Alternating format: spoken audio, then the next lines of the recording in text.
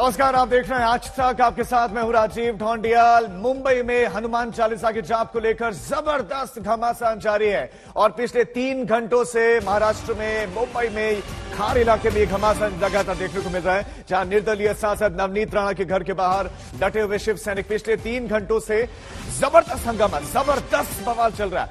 Ambulance लेकर नवनीत के घर पर बाहर शिव सैनिक पहुंचे हुए हैं और वहां पर वो डटे हुए हैं। वहां पर प्रदर्शन चल रहा है। प्रियंका चतुर्वेदी भी वहां पर नजर आए।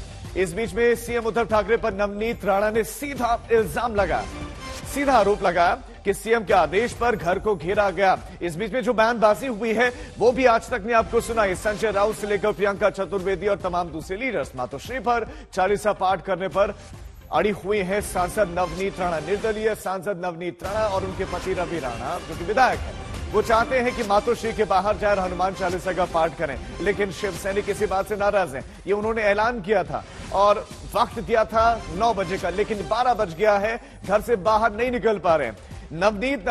नवनीत राणा ने आरोप लगाया कि उनको एक तरीके से ये घेरा गया है, घर से बाहर निकलने नहीं दिया जा रहा है। तो उन्होंने सीधा सीधा आरोप लगाया है कि क्या एमपी एमएलए को इस तरह से घर में बंद कर देंगे। मुंबई में हनुमान चालीसा पाठ पर पिछले 3 घंटों से हंगामा हो रहा है। शिव सैनिक लगातार हंगामा कर रहे हैं और इस वक्त 2 संवाददाता हमारे साथ जुड़ गए मातोश्री से। इस वक्त हमारे संवाददाता विद्या हमारे साथ हैं, तो साहिल इस वक्त खार में उसी इलाके में मौजूद है जहां पर इस वक्त हैं राणा दंपति। सबसे पहले साहिल, आपके पास आना चाहता हूं, इस वक्त हालात क्या है? क्या शिव सैनिक वहां पर कम है? क्या कम हुए हैं कि वापस जाना शुरू किया है या अभी भी डटे हुए हैं? शिव सैनिक तो यहाँ पर डटे हुए हैं। देखिए, ये कोई हनुमान चालीसा का विवाद नहीं है, ये विवाद है, राजनीतिक विवाद है। ये बात तो साफ है और इसीलिए राजनीति अगर एक तरफ से होगी तो उसका जवाब भी उसी तरीके से मिलेगा। नवनीत राणा को पता था कि अगर वो इस तरीके की बात रखेंगी, या उनके पति जो निर्दलीय विधायक है उनको पता था कि अगर वो इस तरीके से बात रखेगी कि मातोश्री के बाहर जाकर हनुमान चालीसा का पठन होगा, तो उसका रिएक्शन भी उसी तरीके से आएगा। ये एक्सपेक्टेड रिएक्शन था उनके लिए और वही एक्सपेक्टेड रिएक्शन शिवसेना की तरफ से भी दिखाई दिया है। ये चौतरफा हमला है उद्धव ठाकरे के खिलाफ। उद्धव ठाकरे की सरकार के खिलाफ अलग अलग तरीके से मोर्चे खोले गए। कंगना राणावत से लेकर राणा तक ये अलग अलग मोर्चे यहां पर नजर आ रहे हैं और शिवसेना की एक अपनी इमेज है। शिवसेना को लगता है कि नवनीत राणा या रवि राणा जैसे निर्दलीय विधायक और एमपी अगर उन्हें चैलेंज करते हैं तो ब्रांड ठाकरे, ब्रांड शिवसेना पर उसका असर पड़ेगा। उनकी सरकार यहां पर है, लेकिन जवाब भी देना है। 149 का नोटिस नवनीत राणा को दिया गया है कि अगर वो इस तरीके से करती है तो उन पर कानूनी कार्रवाई हो सकती है और उसी वक्त शिवसेना भी उन्हें ओपन थ्रेट दे रही है। आपने इससे पहले भी देखा होगा कि एक एम्बुलेंस लाकर यहां पर खड़ा कर दिया है। शिवसैनिक यहां पर डटे हुए हैं, इतने जल्दी वो यहां से हिलेंगे या हटेंगे ऐसा लगता तो नहीं है, लेकिन फिलहाल शिवसेना के जो यहां पर प्रदर्शन चल रहा है उसके सामने पुलिस यहां पर खड़ी है। कल प्रधानमंत्री मुंबई आने वाले हैं और प्रधानमंत्री की मूवमेंट है, कानून सुव्यवस्था की स्थिति पैदा हो सकती है और इसीलिए बार बार नवनीत राणा को यह रिक्वेस्ट किया जा रहा है कि वो अपना आंदोलन वापस ले, कानून सुव्यवस्था की स्थिति पैदा ना हो। दूसरी तरफ अगर आप देखें तो नवनीत राणा ने प्रेस कॉन्फ्रेंस करके ये कहा कि वो किसी भी हालत में अपना आंदोलन वापस नहीं लेगी। दूसरी तरफ ये देखिए, ये वॉल की मैं बात कर रहा था, पुलिस की वॉल यहां पर खड़ी है आंदोलक और इनके बीच में। दूसरी तरफ नवनीत राणा कह रही है कि किसी भी हालत में वो आंदोलन अपना वापस नहीं लेगी। क्या वो नवनीत राणा मातोश्री तक पहुंच पाएगी? उन्हें भी पता है कि नहीं हो पाएगा। शिवसेना उनका हर जगह पे विरोध करेगी। शिवसेना की अपनी एक यहाँ पर पहचान है, शिवसेना की एक अपनी स्टाइल है। आप बता रहे हैं पॉलिटिकल पहलू भी है, ब्रांड शिवसेना को चोट पहुंचाने की कोशिश की जा रही है, लेकिन साहिल आप ये बताएं कि क्या पुलिस वहां से प्रोटेस्ट कर रहे शिव सैनिकों को हटाने का प्रयास भी कर रही है? क्योंकि विरोध करने का अपना अधिकार है, एक संवैधानिक अधिकार है, वहां पर जाने से पहले रोका जा सकता है, पुलिस उनको हिरासत में ले सकती है, लेकिन घर से ना निकलने देना, शिव सैनिक जो डटे हुए उनको ना हटाना, क्या यह उचित? क्या वहां पर हटाने की कोशिश हो रही है? संवैधानिक देखिए राजीव, संवैधानिक अधिकार पर ही तो सवाल सबसे बड़ा पैदा हो रहा है। क्या जानबूझकर कानून सुव्यवस्था की स्थिति पैदा की जा रही है? हनुमान चालीसा का पठन मातोश्री के बाहर करने का ऐलान करना ये एक तरीके का आंदोलन है। क्या आंदोलन की इजाजत है? और दूसरी तरफ शिवसेना का रिएक्शन वो भी एक्सपेक्टेड था। तो अगर कार्रवाई करनी है तो दोनों पर करनी पड़ेगी। सुबह जब यहां पर पुलिस यहां पर आकर पहुंची तो शिवसेना के कार्यकर्ताओं ने उनकी बिल्डिंग के अंदर घुसने की कोशिश की तो उनको रोक लिया गया, लेकिन जहां पर जो भीड़ खड़ी है उनको किसी भी तरीके से हटाने की कोशिश नहीं हो रही है। 1 बजे के करीब महाराष्ट्र के गृह मंत्री शायद मीडिया से बात करेंगे, उनकी भी शायद नवनीत राणा से कुछ बात हुई होगी। 12 बजे के करीब मुंबई में भारतीय जनता पार्टी की प्रेस कॉन्फ्रेंस है। बीजेपी के सारे विधायक और सांसद मिलकर एक प्रेस कॉन्फ्रेंस करने वाले हैं। हालांकि उनका मुद्दा अलग है, लेकिन कुल मिलाकर नवनीत राणा की अपनी राजनीति है। नवनीत राणा जहां से जीत कर आती है वो उन्होंने शिवसेना के उस वक्त के बड़े नेता आनंदराव अडसूल को हराकर वहां से जीती है। आज शिवसेना कांग्रेस एनसीपी के साथ चली गई है। नवनीत राणा कांग्रेस एनसीपी के समर्थन पर वहां से जीती थी। आज अगर शिवसेना कांग्रेस एनसीपी के साथ है तो वहां पर नवनीत राणा की राजनीति शिवसेना के खिलाफ में होगी। तो जाहिर सी बात है कि इसीलिए आज की तारीख में वो शिवसेना के लिए चैलेंज पैदा कर रही है। शिवसेना अपनी इमेज में ही है इस पे फंसती हुई नजर आ रही है। साहिल, माफी के साथ आपको रोक रहा हूं, मैं आपके पास लौट रहा हूं, लेकिन इस बीच में बड़ी खबर आपको दे दें। राजस्थान के अलवर में बीजेपी डेलीगेशन पहुंच गया। ये वही रचना रची है। निश्चित तौर पर सभी बातों को लेकर हम रिपोर्ट प्रस्तुत करेंगे और प्रदेश तक करेगा कि आने वाले समय में हम लोगों को क्या करना है।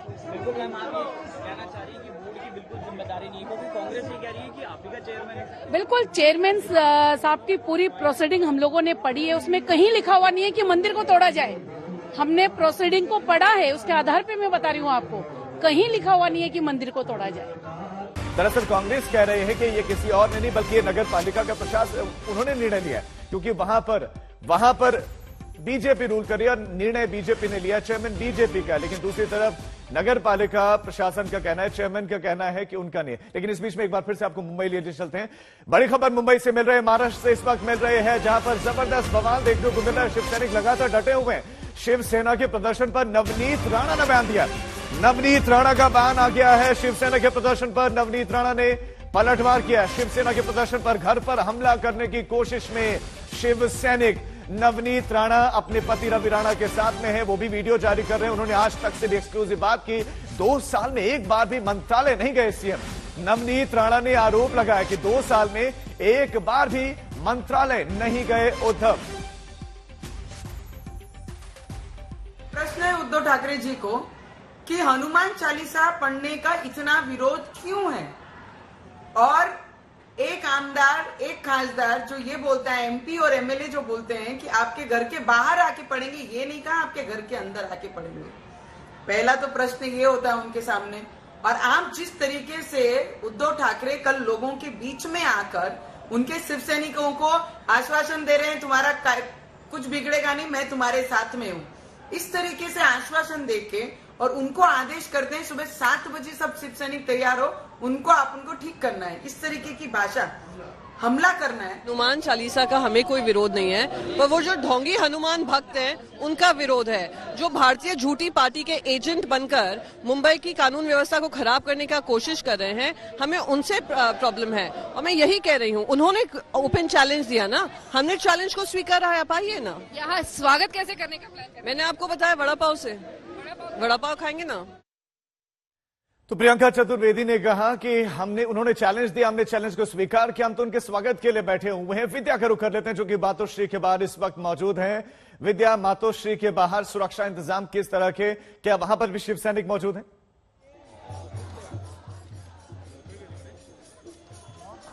जी बिल्कुल, भारी तादाद में यहाँ पर शिव सैनिक मौजूद हैं। और अगर आप देखें, यहाँ पे मुंबई पुलिस के लोग तैनात हैं एक तरफ में, वहीं एक बैरिकेडिंग बीच सड़क पे जहाँ पे डिवाइडर होता है वहाँ पे लगा दी गई है और सारे शिव सैनिकों को बैरिकेड के एक तरफ में रखा गया है ताकि वो जो मातोश्री है उसके थोड़ी सी दूर में रहे। लेकिन यहाँ पर उनको ये जो पूरी सड़क है, आप समझ लीजिए, इस पे गाड़ियां चलती हैं हर रोज। यहाँ पे ये दरअसल जो लोग हैं अंदर से आते हैं, वो ये मेन रोड की तरफ जाने का ये एक बहुत बड़ा रास्ता है, लेकिन इसको पूरी तरीके से यहाँ पर बंद कर दिया गया है, गाड़ियों को यहाँ की आवाजाही बंद कर दी गई है और यहीं पर शिव सैनिकों को यहाँ पर इसके अंदर रखा गया है ताकि जो विरोध प्रदर्शन जो इंतजार इन लोगों को करना है राणा दंपत्ति का वो यहाँ पर करें। यहाँ पर आप देख लीजिए एक तरफ क्योंकि राणा दंपत्ति आया नहीं है तो यहाँ पर भजन कीर्तन यहाँ पर शिव सैनिकों ने खुद ने शुरू कर दिया है। वो कोशिश इनकी यही है कि अगर इनकी जब जो पूरी पूजा पाठ है जो कर रहे हैं बोल रहे हैं वो जैसे ही खत्म होगा उसके बाद ये महाप्रसाद जो है वो खुद ही जाकर राणा दंपत्ति को भी देख के आएंगे। कई सारे लोग हमारे साथ इस वक्त आइए उनसे बात। आप कहाँ से आए हैं? मैं अमरावती से आया हूँ। यहाँ पे क्या करते हैं? अमरावती से रवि राणा का समाचार लेने के लिए आया। वो गांडू ऐसे भाग के गाली मत दीजिए। वो फोकलड़ है आदमी भाग के आया हो, उसके पीछे पूरे शिवसैनिक लग गए थे, लेकिन वो आधी रात को आधी अंधेरे में भाग के आया करके हम वहाँ पर नहीं मिला करके यहाँ पर मुंबई में उसको मिलने के लिए आए और पूरे माहौल के साथ में उसकी पूजा पाठ करेंगे यहाँ पर। लेकिन विद्या वो पाठ क्या कर रहे हैं एक बार जरूर वो भी सुनाएं। वो पाठ क्या कर रहे हैं? जी बिल्कुल जी, देखिए मराठी में यहाँ पर जो जी का एक पाठ होता है वो किया जा रहा है। इसके अलावा महाराष्ट्र का जो रिच हेरिटेज है उसके बारे में उसका बखान किया जा रहा है। एक बार आप खुद ही यहाँ पर एक बार सुनने की कोशिश।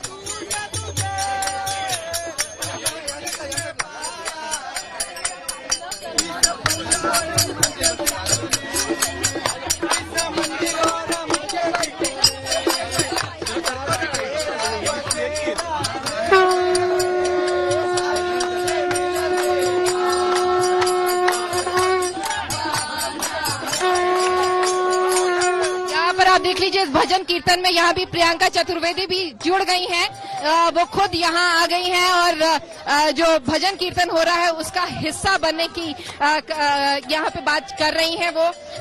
इसके साथ ही हमने देखा यहाँ पे कई सारे जो शिवसेना के बड़े नेता हैं, एमपीज हैं, वो भी यहाँ पर आए हुए हैं। तो आप कह लीजिए कि शिवसेना के आला नेता अपने सभी कार्यकर्ताओं के साथ यहाँ पर भजन कीर्तन करने में लगे हैं। इनका इंतजार सिर्फ इस बात का है कि अगर राणा दंपत्ति यहाँ आता है तो उनको वो प्रसाद जो जिसकी बात वो बार बार, जिसे आप समझ लीजिए डुअल मीनिंग में भी कहा जा रहा है बार बार, वो प्रसाद वो जरूर यहाँ पर देंगे। फिलहाल इनका यही कहना है कि हम एक बार फिर से जरूर सुनाएं कि वो क्या वहां पर गुनगुना रहे हैं, क्या भजन कीर्तन चल रहा है, क्या क्या गाया जा रहा है।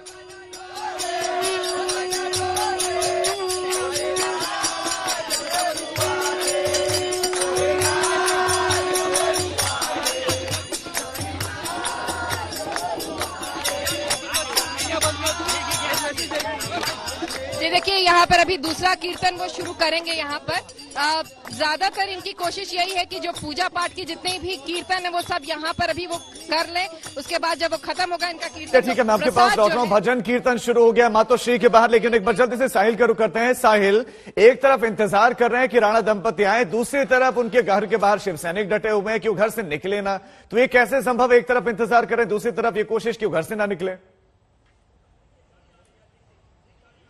नहीं, उसका कारण यह है कि कल राणा दंपत्ति ने यह दावा किया था कि कल दरअसल वो ट्रेन से निकलेंगी अमरावती से और मुंबई पहुंचेंगी, लेकिन हुआ यह कि कल अचानक वो मुंबई में पहुंच गई, खुफिया तरीके से पहुंच गई, जिसके बाद शिवसैनिक इकट्ठा हो गए। तो अभी भी उन्हें लगता है कि हो सकता है कि वो अगर गलती से मातोश्री के पास पहुंच गए तो, और बेसिकली देखिए ये सारी चीजें सिंबॉलिक होती है। मातोश्री पर दावा करने के बाद उसके सामने हम खड़े हैं, ये दिखाने की बात है।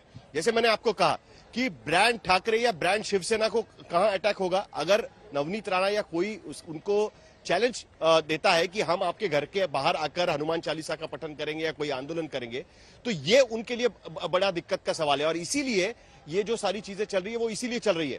घर के बाहर भी लोग यहाँ पर खड़े हैं और मातोश्री के बाहर भी यहाँ पर खड़े हैं। ये बात तो वो भी समझते हैं कि वो नीचे उतरेंगी तो मातोश्री तक कैसे पहुंच पाएंगी, लेकिन उसके साथ साथ ये बात भी है, जैसे मैंने आपको पहले भी कहा कि ये सवाल हनुमान चालीसा का नहीं है, सवाल राजनीति का है। राजनीति का सवाल आता है तो आपको सिंबोलिज्म भी आता है, राजनीति का सवाल आता है तो नहीं, लेकिन साहिल अगर सवाल राजनीति का भी हो तो वैसे में आप कब तक घेर के रखेंगे घर को? अगर किसी शिव सैनिक के ही लीडर का घर होता और इस तरह से प्रोटेस्ट कर रही होती कोई दूसरी पार्टी, तो अब तक तो आंसू गैस के गोले दाग दिए जाते, अब तक उनको खतरने के तमाम प्रयास हो जाते, तो ऐसा यहां पर नहीं हो रहा है। नहीं, देखिए ये तो पुलिस का ये कहना है कि अगर वो वहां पर बाहर खड़े रहेंगे, जब तक वो अंदर नहीं जाते तब तक वो कार्रवाई नहीं करेंगे। इस सुबह उन अंदर घुसने की कोशिश हुई थी, लेकिन पुलिस ने यहां पर रोक दिया। मैंने आपको वही बताया ना कि यहां पर एक वॉल तैयार की गई है। शिवसैनिकों से लगातार पुलिस बातचीत कर रही है। 149 का नोटिस कल नवनीत राणा को दिया गया था कि जो आप कर रही है, जो आप घोषणाएं कर रही है, उसके वजह से सवाल ये होगा, उसके वजह से कानून सुव्यवस्था की स्थिति पैदा होगी। कानून सुव्यवस्था की स्थिति पैदा होगी तो कानूनी कार्रवाई की जाएगी, और ये एक्सपेक्टेड रिएक्शन था। ठीक है, एक्सपेक्टेड रिएक्शन था। एक बार फिर से विद्या का रुख करते हैं, मैं आपके पास लौट रहा हूं, साहिल आपके पास लौट रहा हूं, विद्या का रुख करते हैं। विद्या, वहां पर जो है तमाम लीडर्स भी हैं, उनसे भी आप सवाल पूछेंगे। एक तरफ तो आप उनका इंतजार कर रहे हैं राणा दंपति का, दूसरी तरफ शिव सैनिक उनको घर से बाहर निकलने दे रहे हैं, और कुल मिलाकर और माहौल वहां पर किस तरह का है वो भी आप दिखाएं, सुनाएं। जी देखिए, जो सवाल आप अभी पूछ रहे थे कि आखिर वजह क्या है कि मुंबई पुलिस शिव सैनिकों को हटा नहीं रही है, उनका सिर्फ यही मानना है, जो कि सवाल, क्योंकि मैंने यही सवाल प्रियंका चतुर्वेदी से लेकर सुभाष अनिल देसाई और कई तमाम जो इनके बड़े आले नेता हैं उनसे भी यही पूछा था कि आखिर क्या वजह है कि इतनी बड़ी स्पेस, जो एक सड़क है जो रोज आए दिन गाड़ियां चलती है, उसको बंद करके यहाँ पे दिया गया है। तो इनका यही कहना है कि ये इसको, देखिए गाड़ियों के आवाजाही से कोई ज्यादा फर्क नहीं पड़ रहा है, गाड़ियां दूसरी तरफ से आ जा रही हैं, लेकिन दूसरी जगह सिर्फ यही है कि यहाँ पर, ठीक है, वहां पर भजन कीर्तन चल रहा है। विद्या, जो काम राणा दंपति को करना था वो तो अभी शिवसैनिक करते हुए नजर आ रहे हैं। एक बार आप सुनाएं जरूर कि वहां पर शिवसेना के कार्यकर्ता किस तरह से भजन कीर्तन कर रहे हैं। जी बिल्कुल, अगर आप इस भजन कीर्तन का सुनेंगे तो यहाँ से महाराष्ट्र का जो बखान हो रहा है, महाराष्ट्र माझा, जो एक बहुत कह लीजिए बहुत एक फेमस गाना है यहाँ पर, उसको यहाँ पर गाया जा रहा है। इसके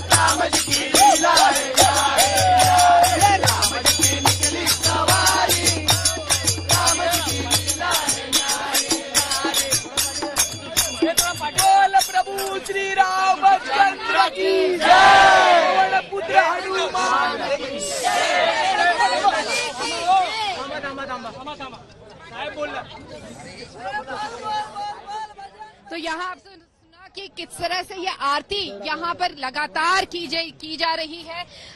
यहाँ पर प्रियंका चतुर्वेदी आई थी, वो निकल गई, लेकिन दूसरे और जो नेता हैं वो यहाँ पर अभी भी इंतजार कर रहे हैं। कीर्तन एक के बाद एक यहाँ पर चल रहा है। जबरदस्त बवाल चल रहा है महाराष्ट्र में, मुंबई में मातोश्री के बाहर प्रदर्शन चल रहा है। वहां पर शिव सैनिक है जो भजन कीर्तन कर रहे हैं और इंतजार कर रहे हैं राणा दंपति का। तो दूसरी तरफ राणा दंपति जहां पर मौजूद है खार में, वहां भी शिव सैनिक डटे हुए हैं और वहां पर भी प्रदर्शन चल रहा है। ये दो तस्वीरें आपके सामने हैं। एक तस्वीर है नवनीत राणा के घर के बाहर जहां प्रदर्शन चल रहा है, शिव सैनिक वहां पर पहुंचे हुए, उन्होंने घुसने की कोशिश भी की थी, एम्बुलेंस में वहां पर पहुंचे हुए।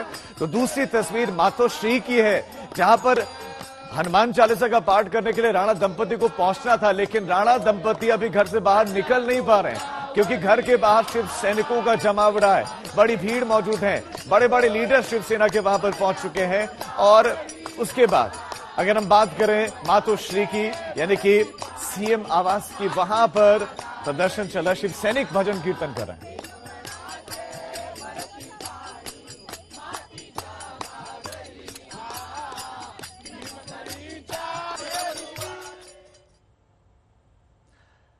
और अब बात मंदिर पर बुलडोजर और आक्रोश में अलवर। ये देखो सराय में जो मंदिर है शिव जी का, वो कैसे धराशायी, ये देखो ये गया मंदिर पूरा। ओहो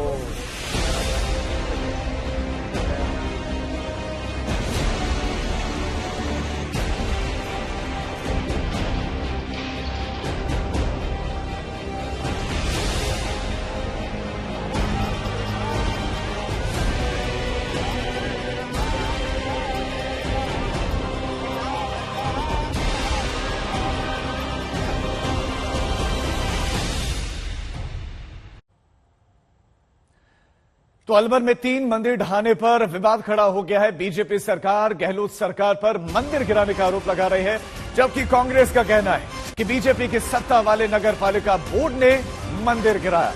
आज टूटे मंदिर के बाहर फिर से पूजा अर्चना शुरू हो गई है।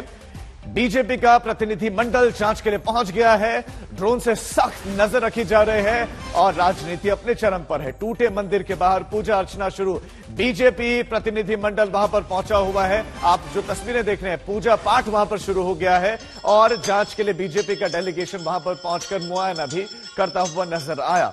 तो जबरदस्त राजनीति चल रही गहलोत सरकार पर आरोप कि उन्हीं का यह बुलडोजर था जो मंदिरों के ऊपर चला, लेकिन दूसरी तरफ कांग्रेस आरोप लगा रहे हैं कि ये बुलडोजर बीजेपी का था क्योंकि ये निर्णय लिया नगर पालिका बोर्ड ने और उसके चेयरमैन बीजेपी के हैं, जबकि नगर पालिका चेयरमैन ये कह रहे हैं कि ये निर्णय उनका था ही नहीं। तो ऐसे में राजनीति चरम पर है, एक दूसरे पर ठीकरा फोड़ा जा रहा है, लेकिन बुलडोजर तो चला। अब बुलडोजर चला है तो राजनीति चरम पर है। जहांगीरपुरी, उत्तर प्रदेश, मध्य प्रदेश के बाद अब ये बुलडोजर देखिए राजस्थान में, और मंदिर पर जब चला, 300 साल पुराना ये मंदिर बताया जा रहा है, और उसके बाद से ही अब जबरदस्त राजनीति चल रही है। महाराष्ट्र में जय हनुमान, वहां पर जबरदस्त राजनीति चल रही धर्म के नाम पर, तो अलवर में भी धर्म के नाम पर इस वक्त राजनीति अपने चरम पर है। अलवर में मंदिर टूटा तो बीजेपी कह रही है कि ये इनका असली चरित्र है, ये हिंदू विरोधी है। तो एक दूसरे को हिंदू विरोधी दर्शाने में लगे हुए हैं राजनीतिक दल, लेकिन मंदिर तो टूटा है, 300 साल पुराना मंदिर तोड़ा गया है और अब जबरदस्त सियासत।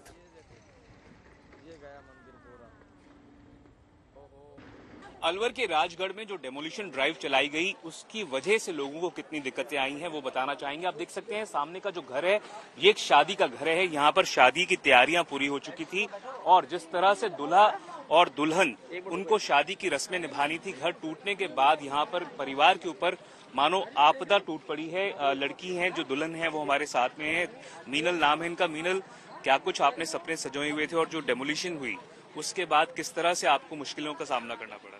मुझे ये था कि मैं नए घर में जाऊंगी, वहाँ सब अच्छा होगा, लेकिन जब मैं खुद यहाँ पर आई तो सब कुछ टूटा फूटा मिला मुझे। कुछ भी मतलब एक होता है कि शादी का घर सजा सजाया होता है, यहाँ पर तो उल्टा टूटा फिटा मिला प्रशासन की वजह से। और ठेस लगी है उसके लिए, क्योंकि आप ये देख सकते हैं घर ही टूट गया हमारा। आप ये समझिए तो दुल्हन को किस घर में लाएं? वैसे डिफिकल्ट होता है। दूसरी बात सर, कोई सामग्री हमें नहीं मिल पा रही है। अगर हमें कोई व्यवस्था भी करनी हो मेहमानों के रिश्तेदारों को, तो ना लाइट है ना पानी है, तो हम कुछ ये बताएं, प्रशासन की तरफ से पहले कोई नोटिस, चेतावनी दी गई थी कि इस तरह से यहाँ पर तोड़फोड़ होगी? सर, प्रशासन से हम जिस दिन उन्होंने तोड़ने का बोला उससे एक दिन पहले हमें बताया गया।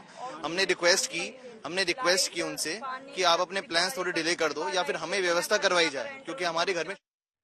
हमारे संवाददाता देवांकुर हमारे साथ जुड़ गए हैं। देवांकुर, इस वक्त किस तरह की राजनीति वहां पर चल रही है?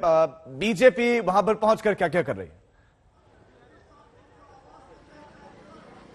बिल्कुल राजेश, मैं आपको बताना चाहूंगा राजनीति बहुत ज्यादा तेज हो गई है और क्योंकि राजस्थान में अगले साल चुनाव होने वाले हैं तो जो मंदिर की राजनीति है वो आने वाले समय में और तेज हो सकती है।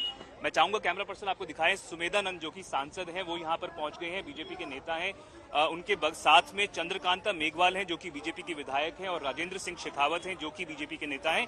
ये तमाम जो लोग हैं यहाँ पर आकर एक फैक्ट फाइंडिंग सर्वे इन्होंने किया और इसके बाद ये जाएंगे राजस्थान के जो भाजपा के प्रदेश अध्यक्ष हैं उनको अपनी फैक्ट फाइंडिंग रिपोर्ट पेश करेंगे। सुमेधानंद जी, आप यहाँ पर आए, क्या कुछ देखा आपने? माननीय प्रदेश अध्यक्ष जी के नेतृत्व में उन्होंने राजगढ़ की घटना का सर्वे करने के लिए, तथ्यात्मक रिपोर्ट देने के लिए हमारी 5 आदमियों की कमेटी बनाई। वो कमेटी यहाँ पर आई है और हमने आकर के देखा तो कांग्रेस की सरकार बार बार ये आरोप लगा रही थी कि भाजपा का बोर्ड है और बोर्ड ने प्रस्ताव किया। तो मैंने सबसे पहले भाजपा के बोर्ड के चेयरमैन से बोर्ड के प्रस्ताव मांगे। प्रस्ताव में कहीं उल्लेख नहीं है कि सड़क की चौड़ाई कितनी होनी चाहिए। फिर वो बहाना बनाया उन्होंने कि साहब मास्टर प्लान में, मास्टर प्लान को भी मैंने आकर के देख लिया, उसमें कहीं प्रावधान नहीं है। मेरे सामने मास्टर प्लान की कॉपी है और मास्टर लिखा है सर, इसमें बताएं एक बार क्या कुछ आपके पास लिखा हुआ है। सघन आबादी क्षेत्रों में जहां सड़कों का चौड़ा करना संभव नहीं हो वहां पूर्व स्वीकृतियां एवं भवन रेखा के अनुसार अपेक्षाकृत निम्न स्तर के मापदंड अपनाए जा सकते हैं। लोगों ने क्या कुछ कहा सर? आपने जिनसे बात की उन्होंने क्या कहा? देखिए, पहली बात तो मंदिरों की थी। जिस प्रकार से बर्बरता पूर्वक मूर्तियों को तोड़ा गया है, शायद औरंगजेब और तैमूरलंग के इलाके जमाने में भी इस प्रकार का पाप नहीं हुआ होगा जो कांग्रेस ने यहाँ पर किया है। सुमेधानंद जी, एक बात बताइए, 17 तारीख को डेमोलिशन हुई, आप लोग 23 तारीख को क्यों आए? 6 दिन से क्या भाजपा को पता नहीं था कि यहाँ पे डेमोलिशन हुई? नहीं, जिस दिन डेमोलिशन हुआ है हमारे भाजपा के सांसद किरोड़ी जी मीणा, मान्य सांसद यहाँ के अलवर के सांसद बालकनाथ जी, यहाँ के जिलाध्यक्ष जी, यहाँ की पूरी टीम, फैक्ट फाइंडिंग टीम पहले क्यों नहीं भेजी गई? क्या आप लोगों को पता नहीं है? मेरी पूरी टीम यहाँ पर आ चुकी थी। फिर तय किया हमारी पार्टी ने कि एक 5 मेंबर्स की कमेटी, उच्च स्तरीय कमेटी बना करके भी भेज दी जाए ताकि तथ्यात्मक रिपोर्ट आए।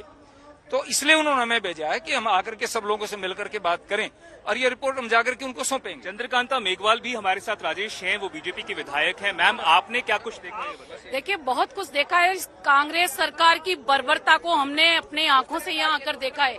महिलाएं परेशान है, मंदिर को तोड़ दिया गया। चंद्रकांता जी, जो नगर पालिका का बोर्ड है उसके अध्यक्ष तो बीजेपी के, नगर पालिका उसके नेता जो है वो बीजेपी के, बिल्कुल बीजेपी के हैं। और नगर पालिका चेयरमैन साहब ने खुद ने एसडीएम को फोन किया है कि तुरंत प्रभाव से मंदिरों को तोड़ रहे हैं, उनको रुकवाइए। ये कहना है, पर यहाँ पर लोग कह रहे थे कि वो मिसिंग है, कल से वो यहाँ पर मौजूद नहीं। वो कोई मिसिंग नहीं है। हमने प्रोसीडिंग रिपोर्ट पूरी नगर पालिका बोर्ड की पढ़ी है, उसमें कहीं पर भी इस तरह का कहीं लिखित में कोई भी एक बिंदु भी ऐसा नहीं है कि मकानों को तोड़ा जाए, मंदिरों को तोड़ा जाए। फिर क्यों तोड़ा? मैं कहूंगी कि सरकार को कहीं न कहीं विधायक जी के बेटे के खिलाफ जो मुकदमा दर्ज हुआ है उससे ध्यान डाइवर्ट करने के लिए ये व्यू रचना रचनी है। और मैं कहूंगी इतना बड़ा मंदिर, ये इनका कहना है कि अलवर के जो सांसद हैं बालकनाथ, वो भी पहुंच गए हैं यहाँ पे। बालकनाथ जी, ये बताएं कि आप लोग अब यहाँ पर आए हैं, आप लोग यहाँ पर जो लोगों का कहना है कि जब डेमोलिशन हुई थी उसके बाद क्यों नहीं नेता आए, अब क्यों आ रहे हैं? जब लगातार 2 दिन से यहीं आ रहे हैं। आप कल भी यहीं थे, आज 2 दिन से। आप 17 तारीख को डेमोलिशन हुई, आप कह रहे हैं 22 तारीख से आप आ रहे हैं। मैं ये कह रहा हूँ, जैसे कि मंदिरों की तोड़ने की बात आगे बढ़ी, मंदिरों को जिस प्रकार से तोड़ा गया तो उसी समय से हम सब लोग सक्रिय हैं। और जिस प्रकार से दुर्भावना पूर्वक कांग्रेस शासन के लोगों ने इस मंदिरों को अपमानित किया है, तोड़ा गया है, उसके लिए हमारा सारा पार्टी संगठन, पूरे समाज के लोग एकजुटता के साथ में निंदा। राजेश, किरोड़ीलाल मीणा जी हैं, राज्यसभा सांसद, बीजेपी के वरिष्ठ नेता हैं, वो भी यहाँ पर पहुंच चुके हैं। तो आप समझ सकते हैं 3 बीजेपी के सांसद, विधायक अब यहाँ पर पहुंचे हुए हैं। किरोड़ी जी, लोग कह रहे हैं कि जो लोकल बोर्ड का अध्यक्ष है वो तो बीजेपी का नेता है और जो फैसला जो लिया गया था वो बोर्ड के द्वारा लिया गया था, तो राजनीति बीजेपी क्यों कर रही है? आप थोड़ा आगे तक चलोगे ना तो गोलमा जी यहाँ विधायक थी, वो फैसले की सड़क वो बन रही, उसी सड़क को उसी चौड़ाई में आगे बढ़ाना था। ये बोर्ड का फैसला है। उसी चौड़ाई में जहाँ पीछे सबको विश्वास में लेके इस गौरव पथ का निर्माण किया, उतनी चौड़ाई में इसको बढ़ाना था। चौड़ाई बढ़ा दी एसडीओ ने, ईओ ने, एमएलए साहब के दबाव में, और सारे ये 300 साल पुराने मंदिर तोड़ डाले और ये देखो आप तबाह कर किरोड़ी जी, दिया। एक बात बताइए, आप इतने वरिष्ठ नेता हैं बीजेपी के, क्या आपको लगता है कि बोर्ड की तरफ से फैसला जो लिया मंदिरों को लेकर वो नहीं लिया जाना चाहिए था? आपको लगता है कि बीजेपी का व्यक्ति मंदिर तोड़वा सकता है? सर, सवाल मेरा है, जवाब आपको देना चाहिए। मैं जवाब दे रहा हूँ ना, बीजेपी के नेता कुछ भी कर सकते हैं लेकिन मंदिर नहीं तोड़ सकते हैं। तो ये तो बेबुनियाद। आपको लगता है गलती हुई, जो मंदिर तोड़े गए वो गलती हुई है? गलती नहीं, महागलती। गहलोत साहब ने गलती की है, उनकी पुलिस ने की है, उनके अधिकारियों ने की है। औरंगजेब का हमने इतिहास में पढ़ा था, औरंगजेब से भी बढ़ के हमने आंखों से देख लिया।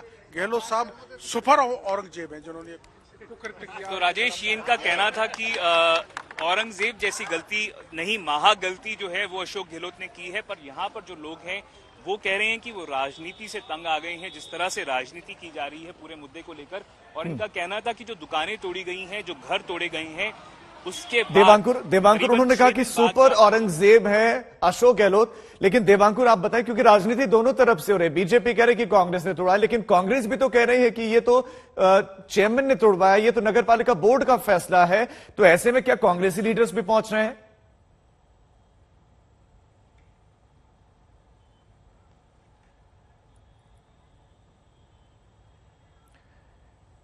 दिवांकर, ठीक है, मैं आपके पास लौट रहा हूं, लेकिन राजनीति अपने चरम पर है। इस वक्त 5 सदस्यीय प्रतिनिधिमंडल, वो 5 प्रतिनिधिमंडल पहुंचा है और एक के बाद एक इल्जाम अशोक गहलोत सरकार पर लगाए गए हैं।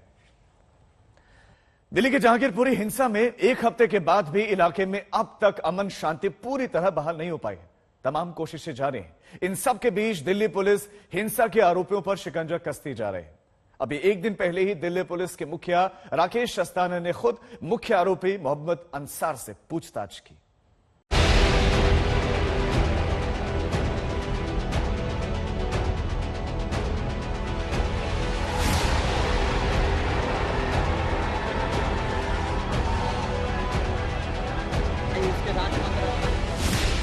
सवालों के चक्रव्यूह में फंसा हिंसा का मुख्य आरोपी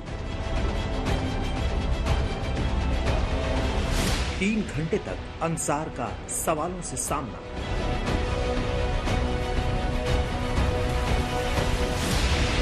दिल्ली पुलिस कमिश्नर ने खुद किए सवाल जवाब।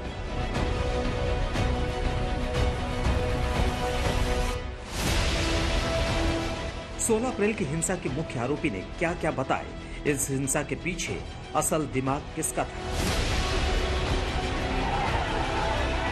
हनुमान जयंती के मौके पर क्यों रची गई साजिश?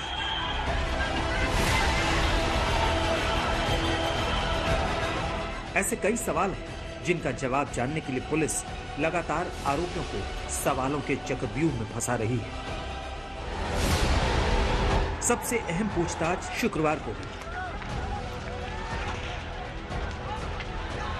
एक तरफ मुख्य आरोपी माना जा रहा अंसार था, तो दूसरी तरफ थे दिल्ली पुलिस के मुखिया राकेश अस्थाना।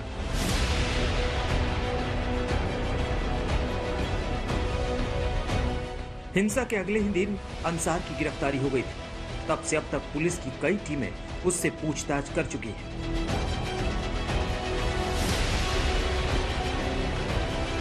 लेकिन एक दिन पहले पुलिस कमिश्नर राकेश अस्थाना खुद फाइल लेकर अंसार के सामने पहुंच गए और सवालों की झड़ी लगा दी। करीब 3 घंटे तक इस मुख्य आरोपी से हर वो राज जानना चाहा जिसकी वजह से हिंसा भड़की। उग्र भीड़ ने पत्थरबाजी की, गोलीबारी की। पुलिस कस्टडी में मौजूद अंसार के सवाल जवाब का ये लंबा सिलसिला दिल्ली के रोहिणी स्थित क्राइम ब्रांच के दफ्तर में चला। दरअसल दिल्ली क्राइम ब्रांच जानना चाहती है कि इस हिंसा की साजिश में कौन कौन शामिल था,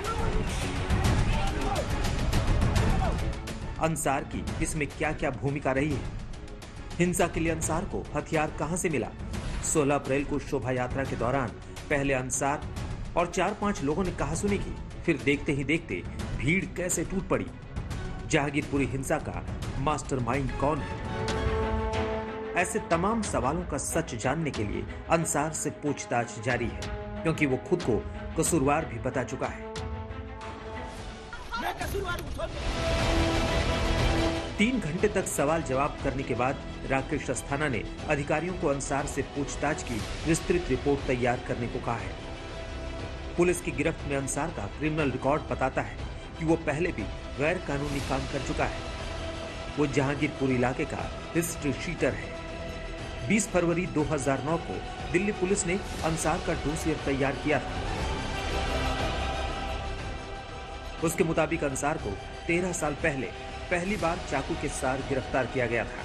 इसके खिलाफ 7 FIR दर्ज है। उस पर सरकारी कर्मचारी पर हमला करने और सरकारी काम में बाधा डालने का भी आरोप है। अंसार पेशे से कबाड़ी है, लेकिन इस पर सट्टा जैसा अवैध धंधा चलाने के भी 4 मुकदमे दर्ज हैं। जो मेन सरगना है वो भी इन्वॉल्व है और दूसरा जिसने गोली चलाई थी उसको भी हमने गिरफ्तार किया है और जो वेपन ऑफ ऑफेंस है उसको भी हमने रिकवर किया है। इसके अलावा जो इलाके में जो भी मौजूद लोग हैं और तमाम जो सिटीजन से नागरिक हैं उनके साथ हम कॉन्टिन्यूअस कम्युनिकेशन में हैं। कानून का शिकंजा कसा है।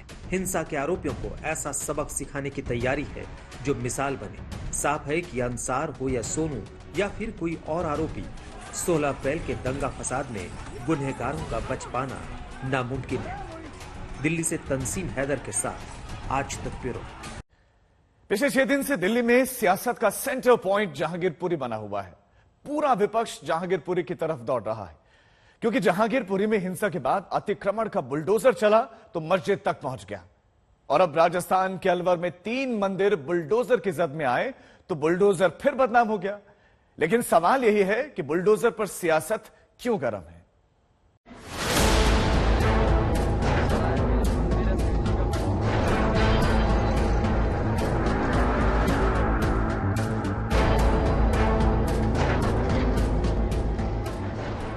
बुलडोजर मंदिर पर चला है, बुलडोजर मस्जिद पर चला है। बुलडोजर धर्म नहीं देख रहा है, लेकिन बुलडोजर को चलवाने वाले अतिक्रमण को धर्म के चश्मे से देख रहे हैं या नहीं, ये बड़ा सवाल बनकर खड़ा हो गया है। और इसीलिए बुलडोजर की चढ़ाई पर अब सियासत सवार हो रही है। राजस्थान के अलवर में मंदिर टूटने पर भी और दिल्ली के जहांगीरपुरी में हनुमान जयंती की शोभा यात्रा के दौरान भड़की हिंसा के बाद मस्जिद और आसपास चले बुलडोजर पर भी।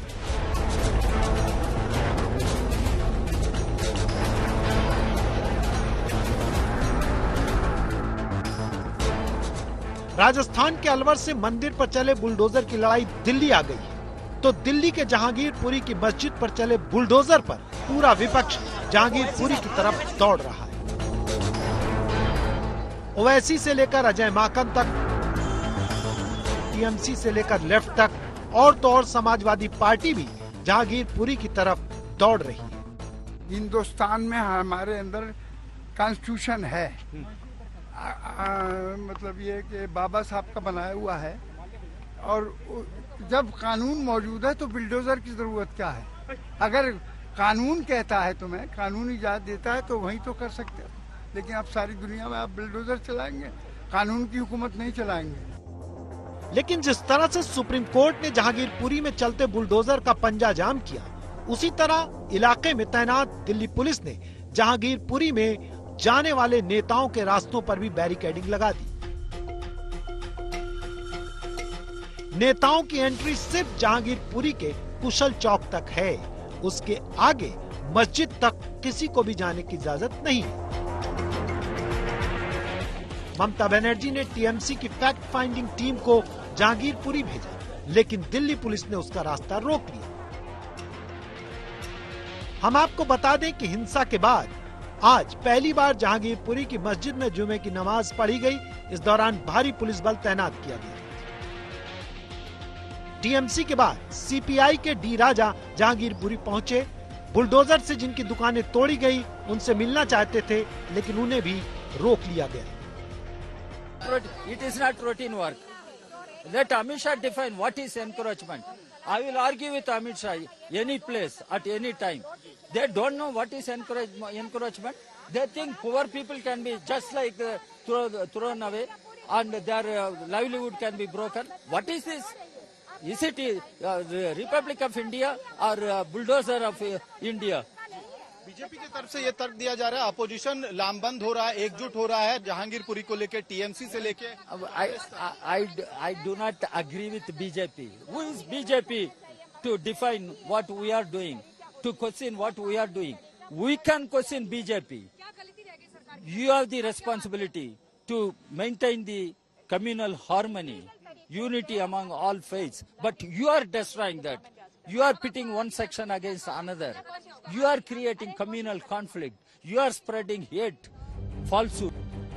जहांगीरपुरी में चले बुलडोजर पर जहां सियासत तगड़ी हो रही है, वहीं भड़काऊ बयानबाजी भी खूब हो रही है। महाभारत का जिक्र कर देश में दंगों का डर दिखाया जा रहा है। इस राष्ट्र की वजह से ही अगर धृतराष्ट्र अंधे और बहरे न बने रहे होते और वो तमाम बेईमानी न देखते रहे होते तो महाभारत न हुई होती, और अगर नरेंद्र मोदी धृतराष्ट्र की भूमिका से बाहर नहीं आए तो हिंदुस्तान में भी महाभारत होने से कोई बचा नहीं सकता।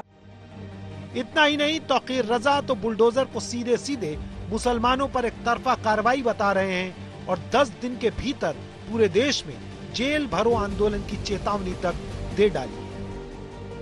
अभी 10 दिन हैं, इन 10 दिनों में अपना तरीक़ाकार दुरुस्त कर ले, वरना हम दिल्ली से इंशाल्लाह ये ऐलान होगा ईद के बाद कि हम देशव्यापी जेल भरो आंदोलन इंशाल्लाह, और उसमें हिंदू मुस्लिम तमाम लोग शामिल होंगे। प्रधानमंत्री जी धृतराष्ट्र नहीं है, वो देख रहे हैं, वो सबको देख रहे हैं, और बहुत जल्दी अगर जो हमें लगता है कि आपके नाम अब सूची में दर्ज हो गई होगी, जल्द ही हम आपको देखने को मिलेगा। तौकीर रजा के घर पे बुलडोजर चलेगा, क्योंकि आप जिहादियों को कहीं ना कहीं हवा देने का काम करते हैं। दिल्ली का जहांगीरपुरी हो या राजस्थान का अलवर, एक तरफ मस्जिद पर अतिक्रमण का बुलडोजर चला तो दूसरी तरफ मंदिर पर अतिक्रमण का बुलडोजर चला। लेकिन धर्म की दुकान चलाने वालों ने बुलडोजर को भी अलग अलग धर्मों में बांट दिया है। आज तक ब्यूरो।